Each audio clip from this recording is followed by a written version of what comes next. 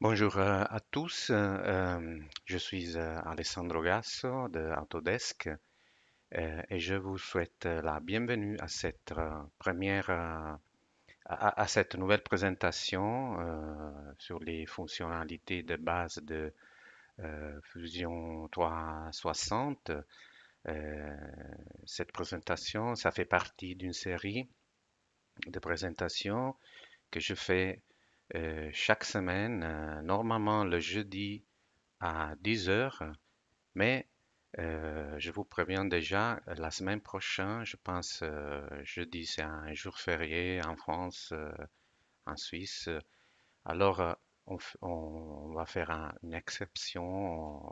On va faire la présentation de la semaine prochaine le mercredi après-midi à 3 heures l'après-midi.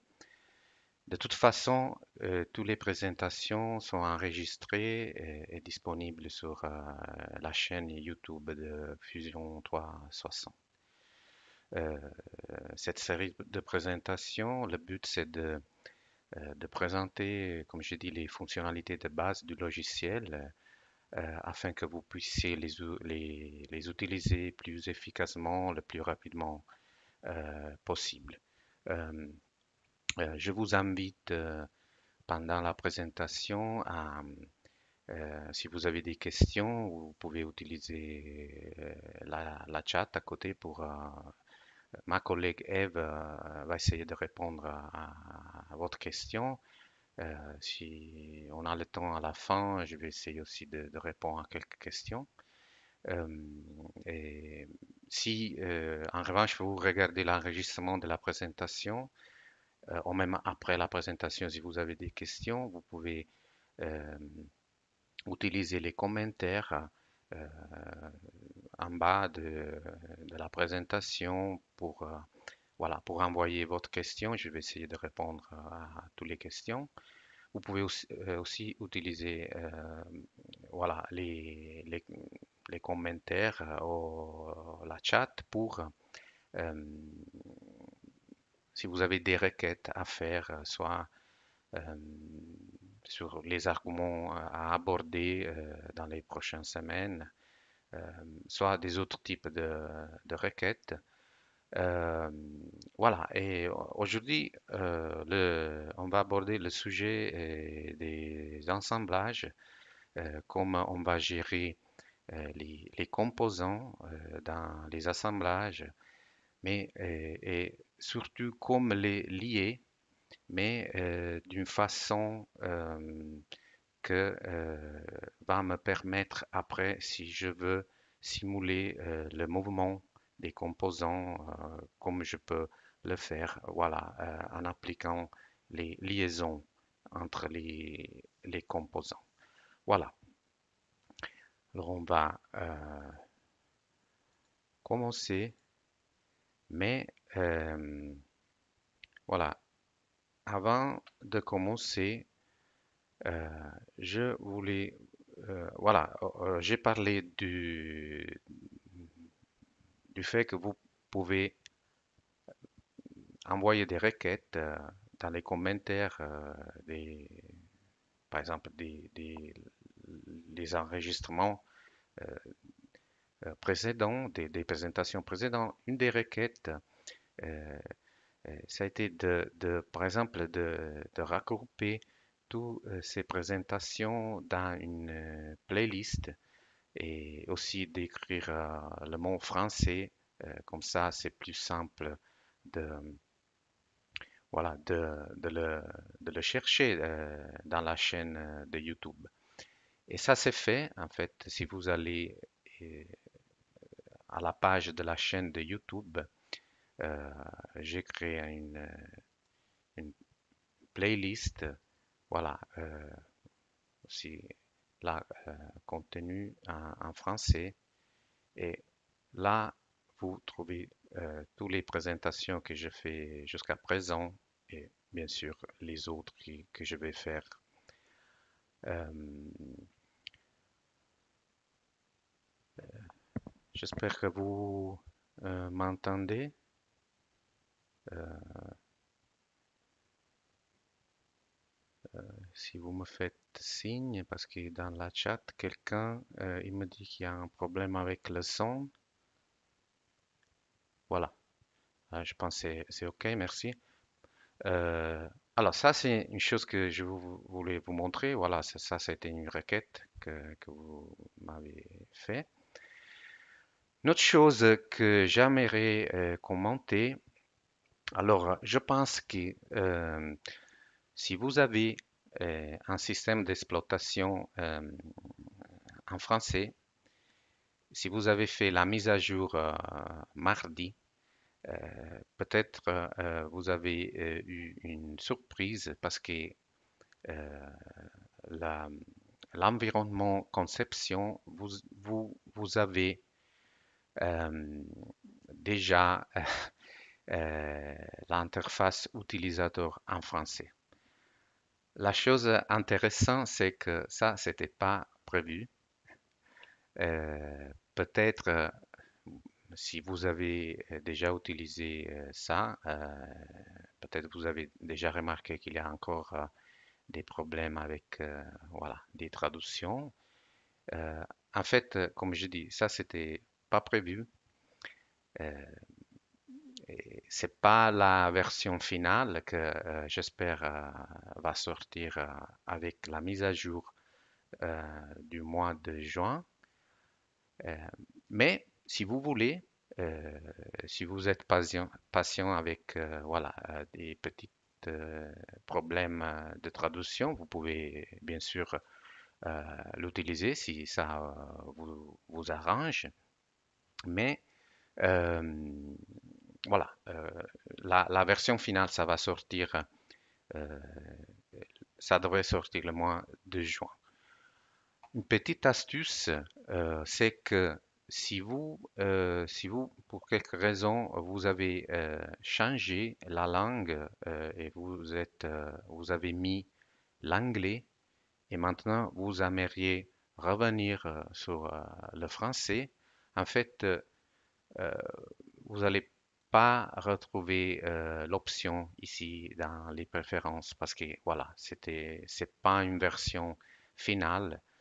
Alors, si vous avez fait ça et vous voulez revenir sur l'interface en français, la seule façon de faire ça, c'est voilà, de remettre les paramètres de défaut. Mais ça, si vous avez fait une personnalisation, alors là, vous devez en fait la refaire parce que vous allez les perdre si voilà, si vous remettez tous les paramètres par défaut. Dernier mot sur sur cet argument avant de passer à l'argument intéressant d'aujourd'hui. Moi, je ne peux pas utiliser l'interface en français parce que je pense à un système d'exploitation en français. Je pourrais le faire, mais avec une version test que c'est pas stable. Alors, je vous prie d'être patient et voilà, d'accepter encore l'interface en anglais pendant quelques semaines. Voilà. Mais maintenant, on passe à l'argument d'aujourd'hui. Voilà, comme gérer les composants dans les assemblages et surtout comme les lier d'une façon voilà, qu'après je peux aussi simuler les mouvements de l'assemblage. Alors, dans une des présentations précédentes, j'avais voilà, mentionné euh, quelque chose de assez spécifique à Fusion 360, que c'est la concession qu'on appelle top-down. Ça veut dire je commence avec un fichier et je commence à créer tous mes composants dans cet fichier.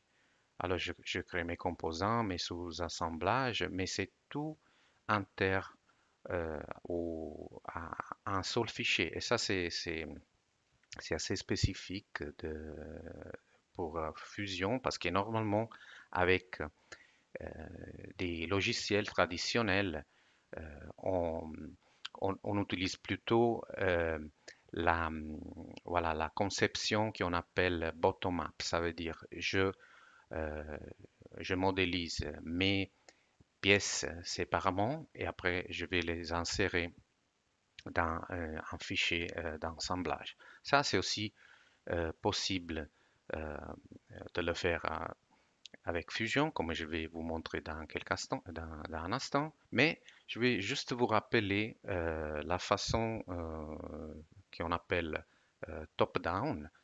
Euh, Comme je vous avais montré, par exemple, on avait euh, essayé de créer un sous-assemblage de pignons d'un vélo. Bon, juste on avait juste créé quelques cylindres, mais voilà, je peux créer un composant et plusieurs composants dans le même assemblage. Après, je vais juste créer des, des, des petites cylindres.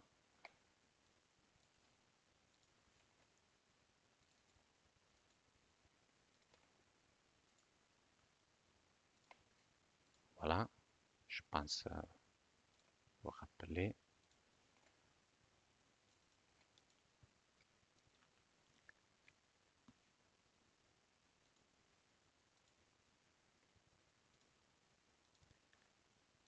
Voilà. Alors là, ça s'appelle la conception top-down. J'ai des composants et ils sont tous dans le même assemblage et sont des composants que je peux bouger.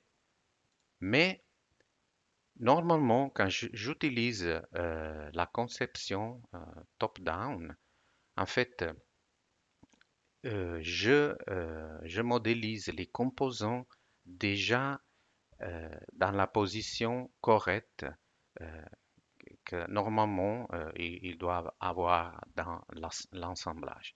Et ça, c'est quelque chose, quand on parle de liaison, que c'est très utile parce que avec Fusion, on a une fonctionnalité très très puissante pour les lier quand je les modélise de cette façon. Mais on a aussi encore, comme j'avais mentionné, on peut bien sûr travailler, si vous voulez, d'une façon plus traditionnelle. Ça veut dire j'ai créé une série de composants et après je vais les insérer dans une autre fichier. Je dois sauvegarder le fichier avant de les insérer. Voilà, je vais insérer mes composants et je vais les placer un peu, euh, si vous voulez, n'importe où. Parce qu'après, justement, je vais les positionner d'une manière correcte avec les liaisons. Alors, voilà, ça, si vous voulez, c'est une façon un peu plus traditionnelle de travailler. Parce que, par exemple, on s'appelle aussi la conception distribuée. Ça veut dire que je peux insérer cette pièce dans n'importe quel assemblage. Bien sûr, même si j'utilise la modélisation top-down, je peux le faire parce que je peux toujours externaliser euh, les composants, même si je les crée dans une seule fichier.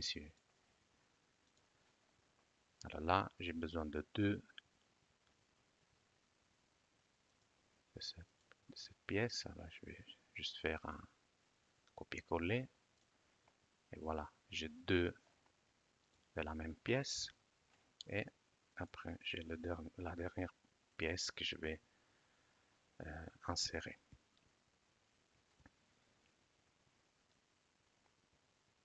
Voilà. Alors maintenant, on va commencer à parler des liaisons. Alors ça sont des composants. Alors regardez cette icône, il me dit que ce sont des composants externes que j'ai insérés dans mon assemblage. Alors, une chose que, voilà, j'ai la même icône ici en bas dans l'histoire. A- Avant, jusqu'à quelques mois en avant, si vous vouliez modifier la pièce comme elle est, et vous voulez la garder externe, parce que je peux toujours voilà, couper le lien et la faire une pièce interne. Mais si je veux la garder externe, avant, si je voulais la modifier, je devais ouvrir la pièce. Mais maintenant, ça fait au moins ça fait quelques semaines avec les dernières mises à jour, je peux aussi la modifier dans l'assemblage. Je n'ai pas besoin d'ouvrir la pièce. Euh, alors, maintenant, alors j'ai des composants. Alors, en théorie, je pourrais le positionner avec cette fonctionnalité, voilà, de le bouger. Ça, comme j'avais expliqué dans une présentation euh, antérieure, je peux utiliser ça surtout avec les corps, parce qu'avec les corps, je ne peux pas utiliser les liaisons. Mais en théorie, je peux aussi utiliser cette option avec des composants.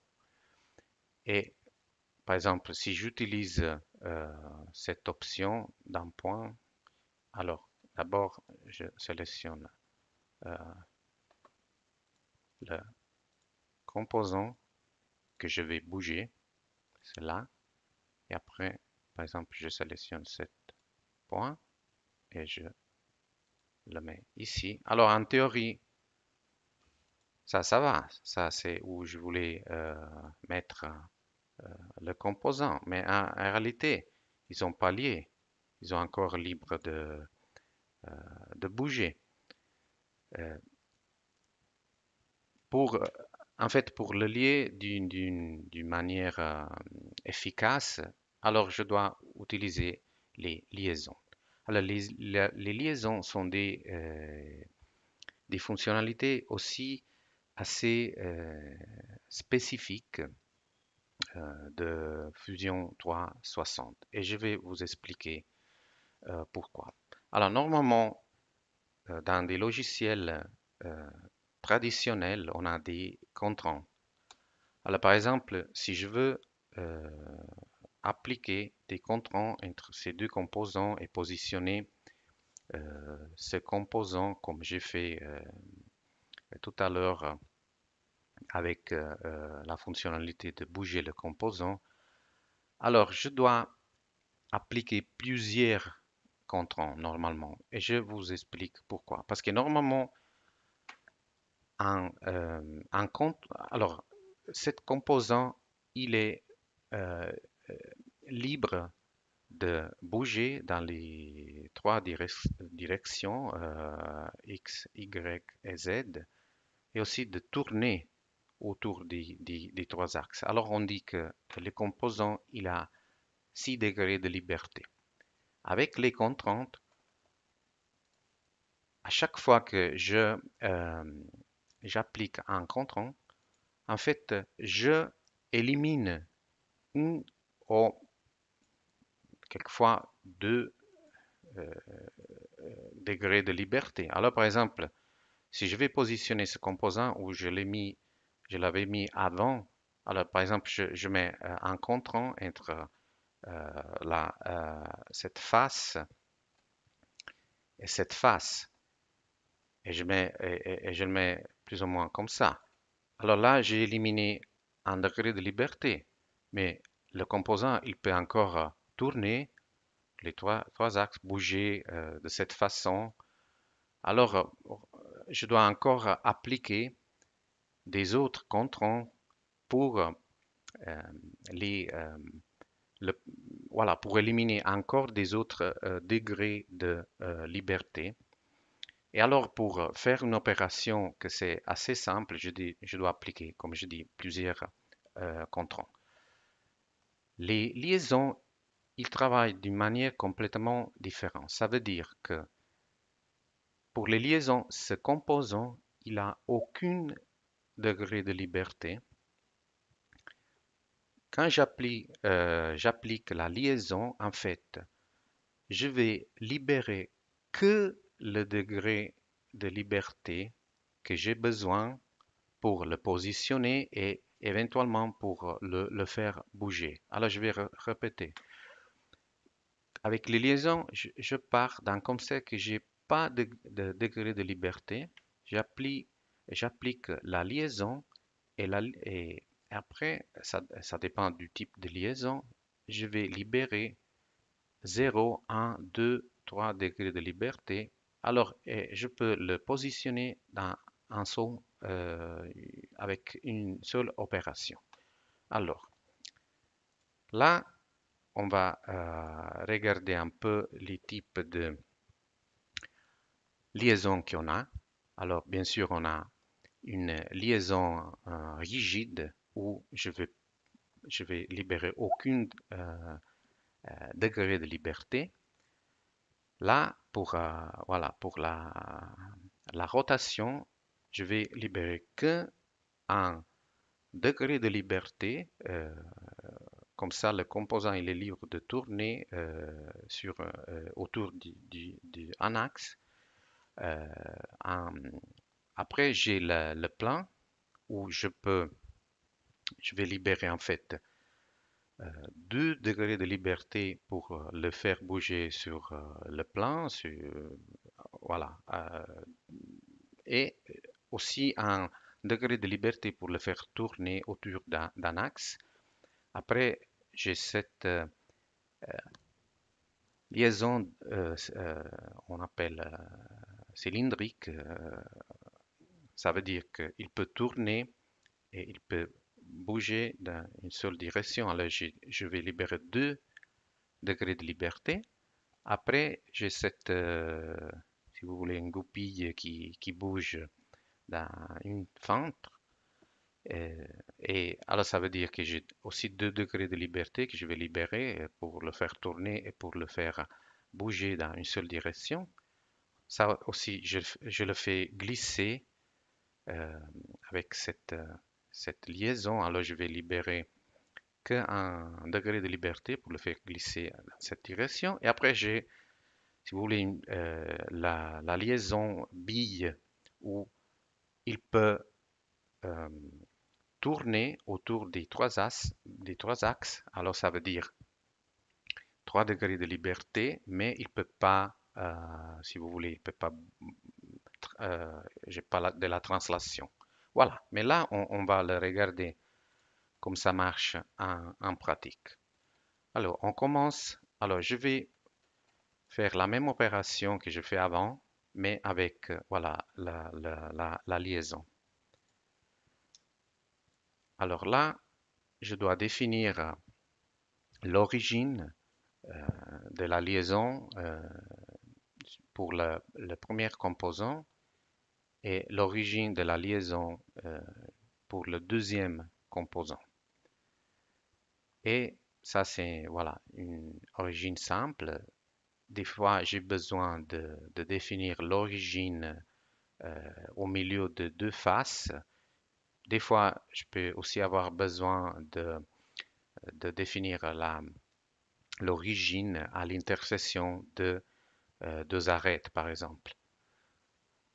Euh, mais avant de faire ça, c'est bien, par exemple, dans un assemblage comme ça, de fixer une des composants. Alors, ça, c'était un composant que j'avais inséré à l'origine. Euh, alors, je vais le fixer. Alors, ça veut dire, vous regardez aussi cette petite icône. Alors là, il ne peut plus bouger. Si j'essaie de le faire glisser, je ne peux pas. Et maintenant, je veux positionner avec la liaison ce composant où je l'avais mis avant avec le command pour le faire bouger, que ce n'était pas approprié. Alors, chose très importante. Bon, dans ce cas, il n'y a pas de doute, mais quand j'ai aucune des deux composants qui est fixée, c'est qui va bouger. Alors, c'est le premier où je vais définir l'origine qui va bouger vers l'autre. Bon, dans ce cas, il n'y a aucun doute parce que le deuxième, il est fixé de toute façon. Et regardez, quand je commence l'opération de liaison, il il me laisse même pas le sélectionner parce qu'il ne peut pas bouger. Voilà, je l'ai fixé. Alors, je vais définir l'origine sur cette composant.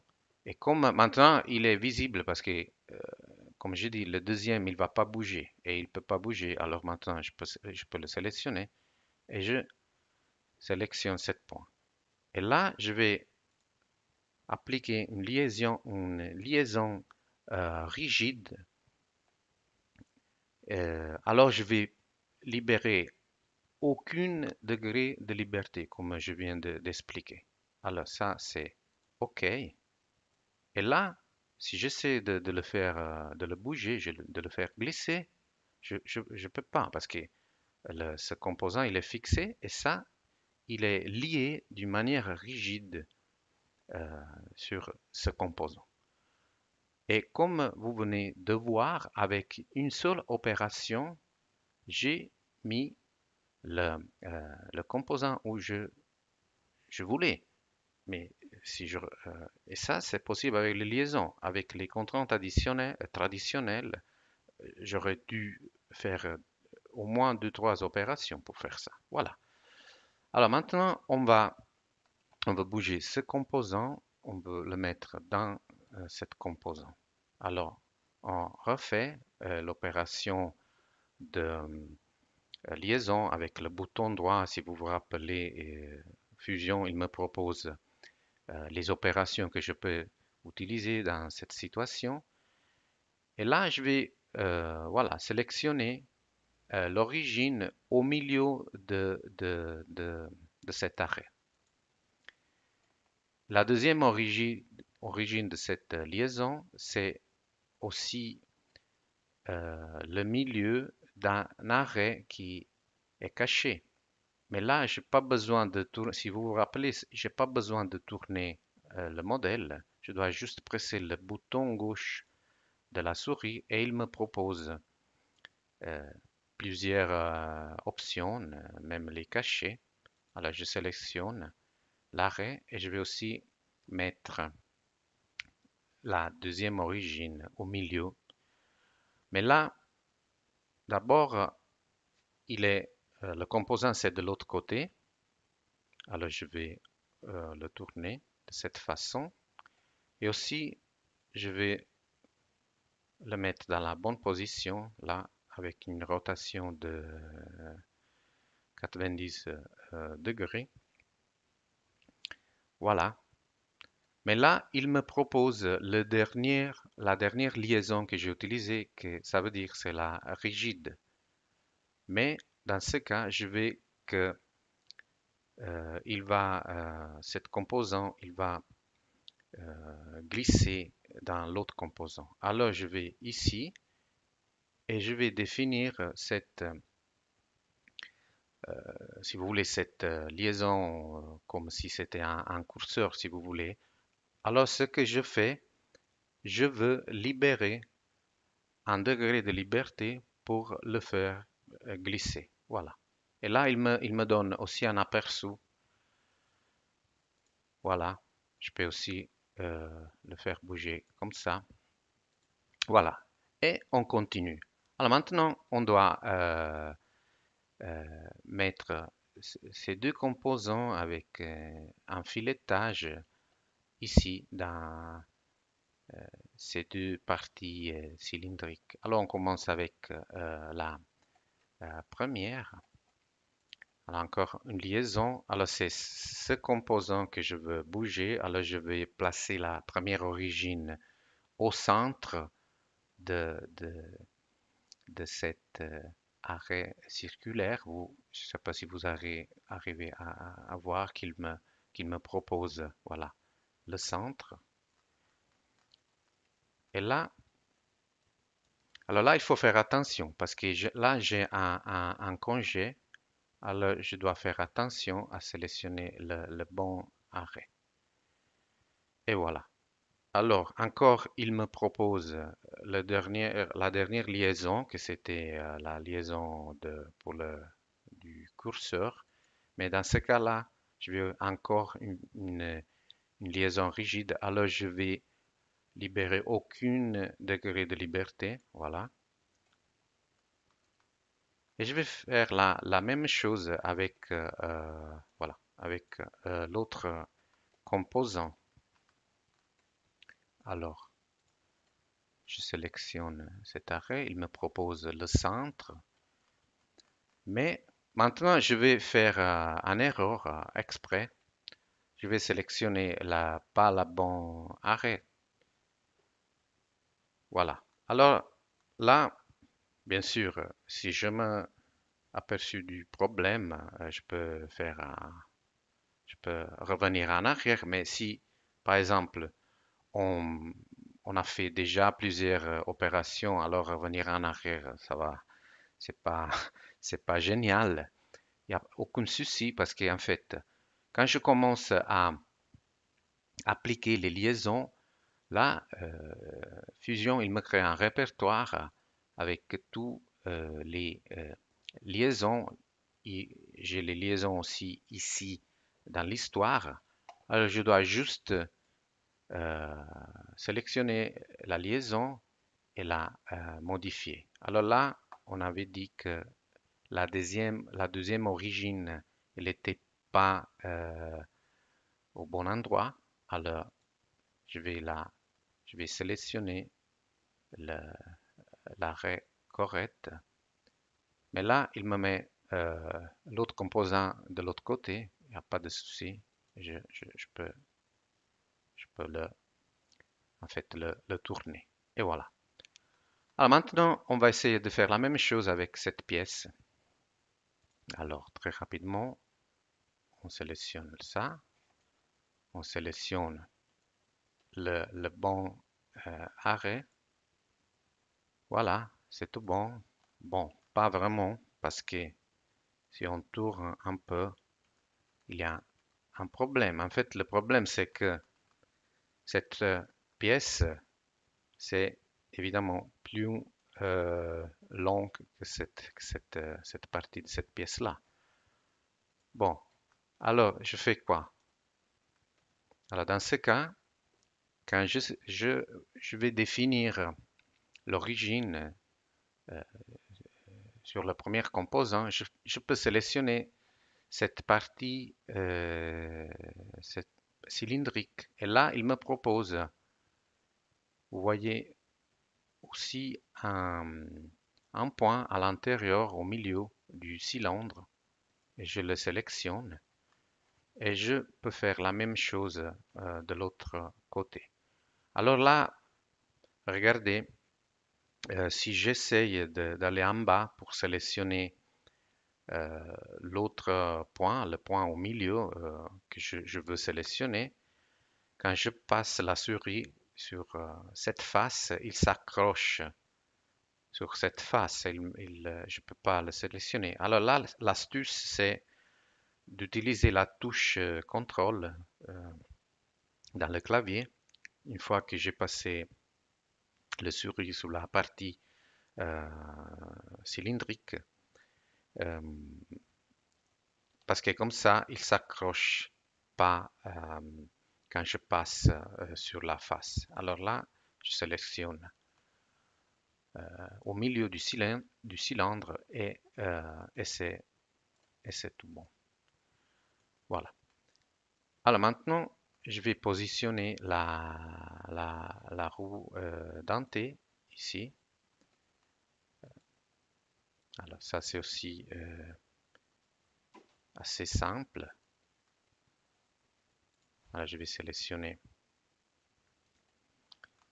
l'origine là, l'origine ici. Mais là, bien sûr, c'est un roue denté.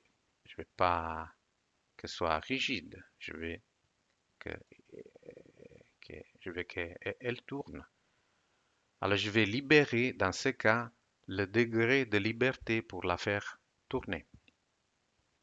Et je vais aussi qu'elle ne touche pas voilà, le composant en bas quand elle tourne. Alors je peux la mettre un peu plus haut. Voilà. Maintenant, on doit positionner en fait cet composant ici parce qu'en en fait, il doit lier. En fait, si vous voulez, ça c'est le mécanisme d'une scie sauteuse. Et alors, en fait, j'ai besoin d'une liaison entre ce composant qui bouge comme ça et la roue qui tourne. Voilà. Alors là, je commence à positionner ce composant ici. Mais je fais comment pour faire ça? Alors, par exemple, voilà, je peux essayer voilà, de sélectionner le centre de cet arrêt et après, par exemple, le centre de cet arrêt. Alors, d'abord, pas de panique. Alors, les deux composants, ils n'ont pas suivi. Ça, c'est normal parce qu'en fait, une liaison, c'est toujours quelque chose entre deux composants. Alors, c'est les deux composants où j'ai mis l'origine. Mais il n'y a pas de problème. Une fois que je fais OK, les autres composants que j'avais liés avant, ils vont suivre. Mais là, j'ai un petit souci quand même. Parce que si vous voyez, c'est pas vraiment au bon endroit. En fait, j'aurais besoin d'une origine au milieu des deux faces ici, si vous voulez. Et là, alors, je fais comment pour faire ça? Comme je vous avais montré avant, quand j'ai la possibilité, voilà, de dire que je vais l'origine entre les deux faces. Alors, je sélectionne la première, la deuxième, et après, je dois donner un accrochage, par exemple, toujours centré au centre, mais qui va se positionner au milieu voilà, des deux faces. Et de l'autre côté, bon, de l'autre côté, en fait, je vais faire ce que j'avais fait aussi avant. En fait, j'ai une partie cylindrique, je dois juste sélectionner le point au milieu. Et voilà, maintenant, c'est tout bon. Voilà. Et la dernière chose que je veux faire, en fait, j'ai pas une goupille là, mais je peux quand même, euh, voilà, appliquer une liaison entre cette pièce et la roue dentée. Je vais le faire. Je vais prendre le centre ici et aussi le centre ici. Alors, il me propose une liaison pour le faire tourner, mais là, j'ai besoin encore d'un degré de liberté parce que ça va créer un problème avec les autres liaisons. Alors, je donne encore je donne aussi un degré de liberté pour le faire bouger vers, euh, dans la direction de l'axe Z. Et là, bon, euh, il me dit encore qu'il y a des problèmes, mais ça, c'est pas vrai, en fait. Si vous voulez. Alors maintenant, c'est tout lié. Je peux bouger comme ça.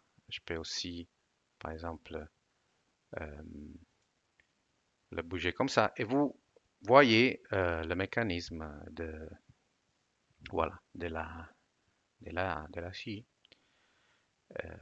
C'est tout bon. Alors, On a vu un peu tous les composants sauf les trois dernières, mais c'est, je pense c'est clair. Qu'est-ce que, qu'est-ce que, on peut revenir en fait. On a regardé presque tout, sauf celui-là, mais bon, ils sont évidents. Mais je, vous- je vais vous montrer la bille. C'est aussi parce qu'il il me donne aussi l'opportunité pour vous montrer encore des choses. Alors, pour montrer ça, bon, j'ai pas le temps de créer euh, des modèles à partir de zéro. Alors, on va utiliser quelque chose que je vous avais montré la dernière fois. Euh, Bien sûr, avec Fusion, on a toujours la possibilité de télécharger n'importe quel modèle de n'importe quel site internet et après le télécharger dans le projet et après de l'insérer aussi, de le modifier comme on avait vu la dernière fois. Il y a deux, trois sites depuis où je peux insérer directement les composants dans Fusion. Et une de ces sites, c'est ce connu McMaster-Carr. Alors là, par exemple, je veux insérer cette, euh, cette composant pour vous montrer encore des petites choses. Alors encore une fois, quand vous voyez cette icône, ça veut dire que j'ai pas seulement les propriétés techniques de ce composant, mais je peux, comme vous voyez, mais je peux aussi le télécharger et l'insérer directement dans mon fichier.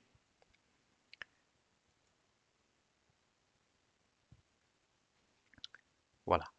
Alors là, bon, c'est un seul composant, euh, mais en fait, je veux bouger les deux parties. Alors pour faire ça, je dois euh, convertir, si vous voulez, les corps dans des composants. Et là, voilà, je peux le bouger. Après, je vais fixer celui-là et je vais ajouter on va le tourner un petit peu, la liaison entre ce composant et celui-là. Alors, il me propose la dernière que j'ai utilisée, que c'est n'importe quoi, mais je vais utiliser la bille. Alors, la bille, c'est comme ça. Bien sûr, c'est pas correct qu'il va dans l'autre, il entre dans l'autre composant. Alors, pour éviter ça, j'ai cette option c'est l'option pour euh, détecter euh, la collision entre tous les composants. Alors, je vous préviens, je vais vous la montrer. Ça, c'est une option que vous devez utiliser presque jamais. Parce que en fait, si vous activez cette option dans un assemblage euh, très compliqué, les performances, ils vont mourir. Parce que, en fait, Fusion, il essaye, voilà, de calculer tous les possibles collisions entre tous les composants. Mais là, j'ai jusque deux composants, ça va, plus ou moins. Après, je vais vous montrer une autre option pour faire ça un peu moins négative, si vous voulez, mais aussi, il faut pas utiliser tout le temps. Alors là, si j'active cette option, voilà, il ne va pas entrer dans l'autre composant. Alors, maintenant, la dernière partie, je pense, c'est peut-être la partie la plus intéressante, surtout si voilà, vous utilisez la conception que je vous ai montrée au début, ça veut dire la conception qu'on appelle top-down. Ça veut dire si vous créer les composants dans un seul fichier interne et normalement, quand vous faites ça, les composants, ils sont déjà dans la bonne position. Parce que, et encore une fois, je n'ai pas le temps de le faire à partir de zéro.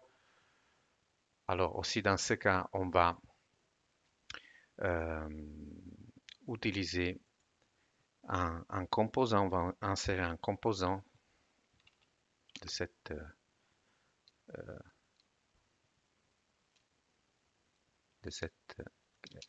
catalogue. Voilà. Et ça, c'est intéressant parce que vous verrez qu'est-ce qu'on peut faire à niveau des simulations des mouvements avec un composant qu'on n'a pas créé avec Fusion, mais on a inséré à partir d'un catalogue. Ça, c'est aussi intéressant. Ah, je vais insérer, voilà, ce composant.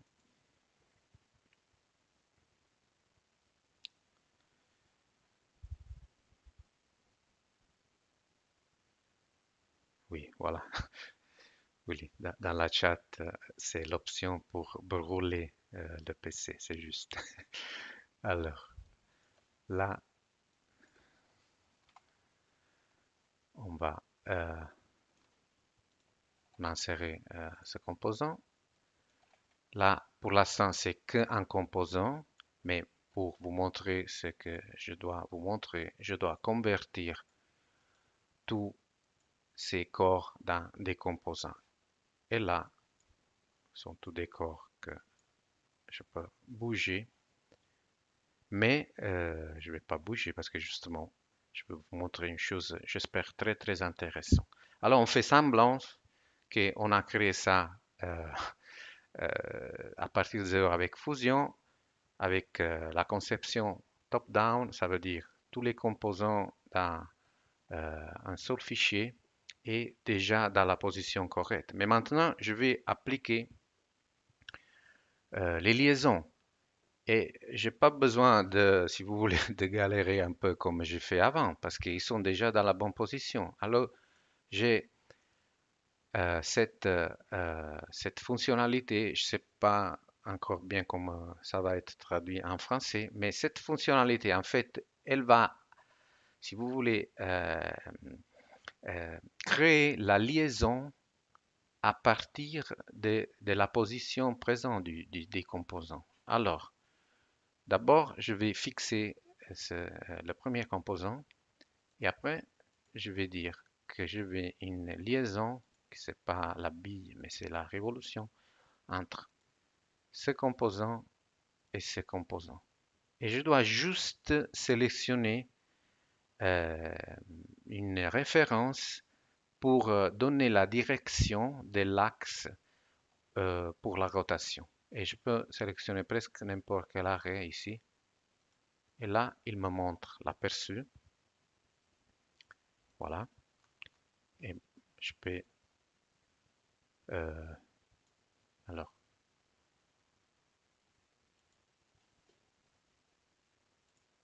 qu'est-ce que... voilà, j'ai fait quelque chose de faux ici. Ah oui. Pour quelque raison, j'ai activé un composant. Alors, on revient en arrière. Désolé.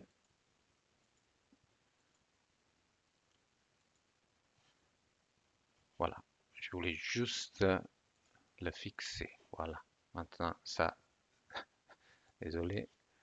Alors là encore, on va utiliser cette option pour entre les deux composants. Et ça, c'est l'origine. Voilà. Et là, maintenant, voilà. Ah, ça c'est bien. Mais je peux bouger ce composant, mais ce composant, il ne suit pas. Mais là, au lieu, alors en théorie, là, je pourrais mettre une liaison rigide, mais je n'ai pas besoin parce qu'en fait, ces deux composants, ils vont toujours bouger ensemble. Alors là, une autre option que je vais vous montrer, je vais définir un groupe rigide. Ça veut dire que ces deux composants, ils vont toujours bouger ensemble. Alors je vais créer un groupe rigide et là, ça bouge mieux si vous voulez. Et là, je vais continuer à ajouter les liaisons, pas celles-là, mais les liaisons avec les composants qui sont déjà dans la position. Alors, entre celui-là et celui-là, je sélectionne par exemple ça comme référence. Voilà. Après, je répète avec le bouton droit entre celui-là et celui-là. Et ça, c'est la référence. Voilà. Alors, maintenant, ça me manque encore. Oui,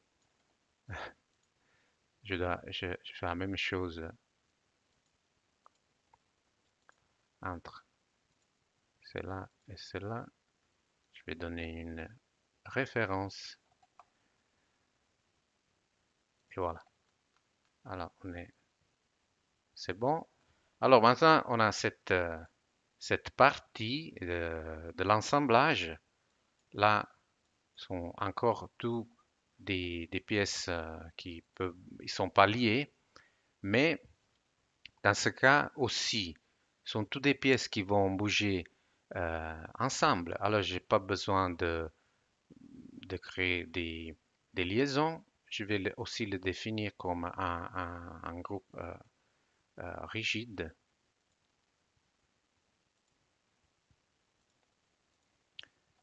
Voilà. Et maintenant, ils vont bouger ensemble.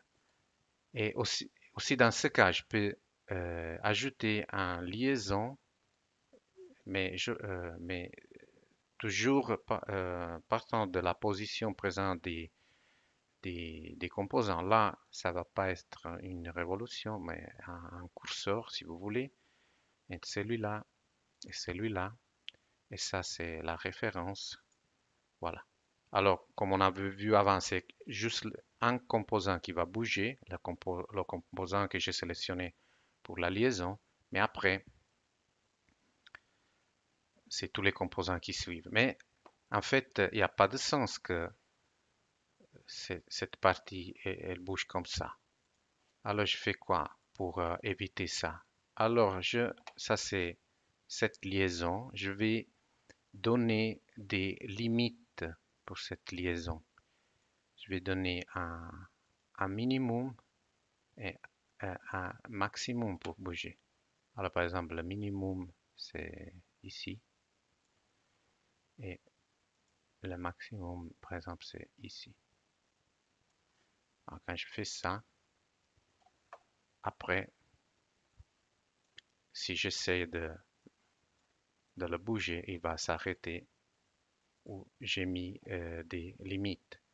Mais là, voilà, j'ai encore quelque chose à régler parce que si vous voyez ici, il va, si je le bouge comme ça, il ne s'aperçoit pas que là, il y a une collision. Alors, je vais vous montrer une autre possibilité pour détecter ça, que c'est pas mauvaise à niveau des performances comme celle-là, c'est c'est celle-là. En fait, je veux activer ça, mais pour l'instant, j'ai rien.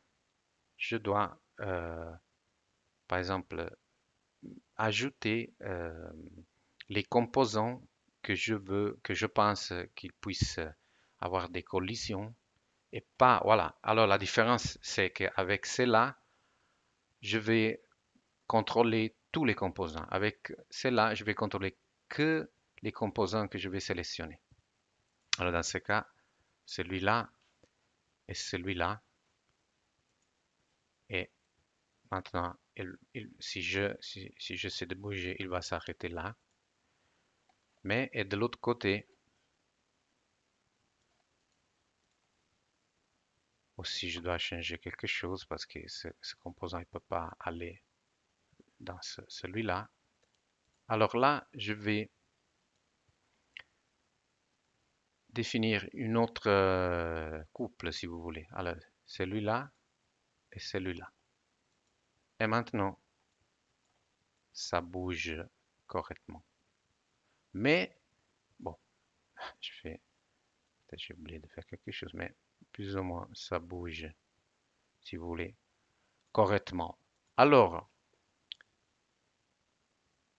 cette option, à niveau de performance, cette option, c'est beaucoup mieux de celle-là parce que, encore une fois, celle-là, il va me contrôler tout le temps tous les composants. Celle-là, il va me contrôler que les composants que j'ai sélectionnés. Mais de toute façon, une fois qu'on a fait bouger, on a simulé le mouvement de l'assemblage et on a vu que tout ça marche bien, c'est toujours conseillé de l'étendre parce que voilà, voilà, d'éliminer les composants que j'ai sélectionnés parce que quand même il va avoir un impact sur les performances. Voilà. Alors, je vais vous montrer juste deux petites choses encore. Par exemple, une autre option, c'est par exemple je peux faire une étude sur les mouvements. Je peux sélectionner dans la même étude plusieurs liaisons et en fait les simuler ensemble. Mais voilà, je vais faire ça tout simplement avec que une liaison juste pour vous montrer qu'est-ce que comme ça marche. Alors j'ai mes étapes où je vais dire voilà, ici il tourne de 10 degrés. Après un certain nombre d'étapes, il tourne de 20. Et après il tourne encore. Vous voyez qu'il commence à bouger. Voilà, quelque chose comme ça. Alors, je peux revenir ici en arrière. Je peux voilà, je peux faire quelque chose comme ça. Voilà. Et après, voilà, je peux ajouter encore des autres liaisons et le bouger en même temps. Comme ça, je peux, voilà, simuler, contrôler que tout ça marche bien. Et là aussi, ça reste dans aussi dans le browser. Je peux le modifier si je veux après. Aussi, c'est tout enregistré ici dans l'histoire. Parce que je vous rappelle que ça, c'était quelque chose qu'on avait importé d'un site internet, en fait. Et on a réussi à, à le faire bouger de cette façon. Encore une fois, encore une dernière chose que je veux vous montrer, je peux aussi créer une liaison pour le mouvement entre deux liaisons. Alors, par exemple, c'est juste un exemple. Alors, par exemple, je vais sélectionner cette liaison et cette liaison. Alors là, c'est trop. Là, je vais faire quelque chose comme ça. Et là, quelque chose comme ça. Et vous voyez, alors j'ai lié ces deux liaisons. Maintenant, si je bouge cette composant, celui-là, ça va aussi bouger. C'est clair, c'est juste pour vous montrer quelque chose parce que en fait, si cette partie-là, ça bouge comme ça, il faut un peu serrer la vis là. Mais c'est juste pour vous montrer que je peux lier aussi deux composants de cette façon. Voilà. Alors, avec, avec ça, on termine la présentation d'aujourd'hui où on a parlé de comment lier les composants dans un assemblage. Je vais vous montrer, si vous voulez, la puissance de la liaison en comparaison avec des contrats traditionnels. Surtout, voilà, avec les liaisons, on libère des degrés de liberté et on ne va pas les éliminer comme avec des contraintes traditionnelles. On a vu aussi que si on utilise la conception top-down, ça veut dire si on va créer tous les composants de mon assemblage dans le même fichier qui sont déjà positionnés correctement, c'est vraiment tout simple de le lier.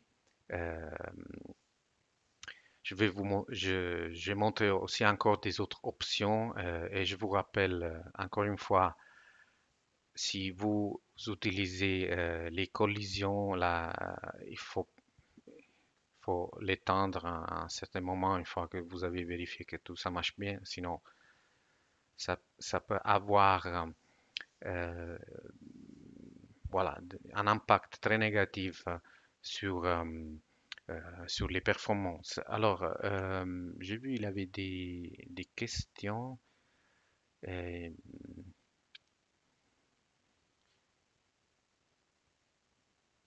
alors, en fait, la question, il y a une question si une analyse globale des degrés de liberté afin de voir si on a oublié une contrainte. En fait, quand j'applique la liaison, il me montre un aperçu du mouvement. Alors en fait, si j'ai pas sélectionné la bonne liaison, ça veut dire si j'ai pas euh, libéré les degrés de liberté que je voulais libérer, en fait, je le vois à partir de l'aperçu et je peux le modifier. Sinon, voilà, si vous avez euh, si vous avez encore des questions, vous pouvez les ajouter dans les commentaires de l'enregistrement de la présentation. Je vais essayer de répondre dans les jours suivants. Et si vous le souhaitez, je vous donne le rendez-vous à la semaine prochaine. Mais encore une fois, la semaine prochaine, ça va pas être jeudi matin parce que jeudi, je pense c'est un jour férié en France, en Suisse. Mais c'est plutôt le mercredi après-midi à 3 heures. Mais de toute façon, la présentation, ça va être enregistré. Alors, merci beaucoup pour aussi pour l'attention aujourd'hui et je vous souhaite une belle journée. Au revoir.